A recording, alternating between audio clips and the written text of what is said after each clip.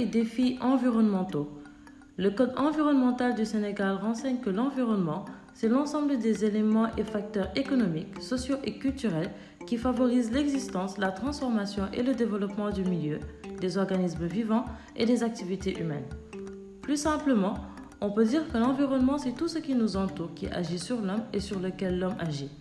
Depuis quelques années, l'impact de l'homme sur l'environnement a causé des défis majeurs qui, à l'échelle globale, se présentent sous forme de pollution de l'air, des eaux et du sol, de réchauffement climatique causé entre autres par l'augmentation des gaz à effet de serre, ainsi que l'appauvrissement des sols et l'épuisement des ressources naturelles. Au niveau local, le Sénégal fait face à la pollution multiforme, la perturbation des écosystèmes notamment par une déforestation massive et une surexploitation des zones humides, l'avancée de la mer ainsi que la prolifération des déchets plastiques. Existe-t-il des solutions face à cette problématique? La Constitution de la République du Sénégal garantit à toute personne un droit à un environnement sain et un devoir à la protection de cet environnement.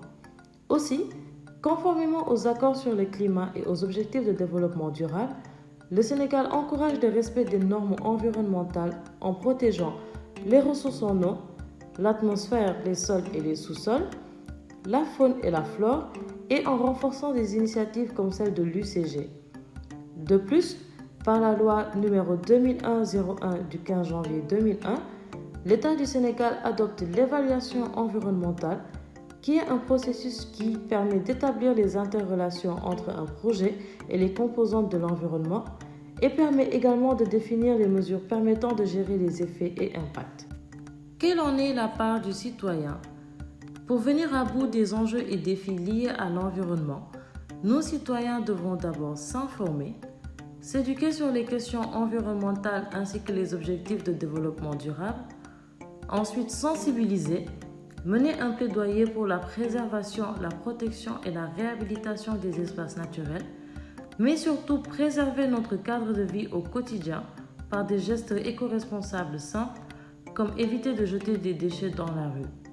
L'action citoyenne est décisive aujourd'hui. Donc, vous voyez les initiatives Samavélo aujourd'hui. Vous voyez donc des jeunes qui veulent forcer donc la mobilité, qui veulent forcer aujourd'hui la mobilité à vélo. Vous voyez également des actions citoyennes avec le reboisement, Dakar Ville Verte. Vous voyez une grande mobilisation citoyenne, la grande marche environnementale, donc avec, j'oublie le nom. En tout cas, il y a beaucoup d'initiatives aujourd'hui. Joignez ces initiatives, inspirez, incitez les gens à aller vers une éco-citoyenneté active. Ainsi, favoriser l'engagement et la participation éco-citoyenne pour l'environnement et le développement durable, c'est améliorer la qualité de vie de tous.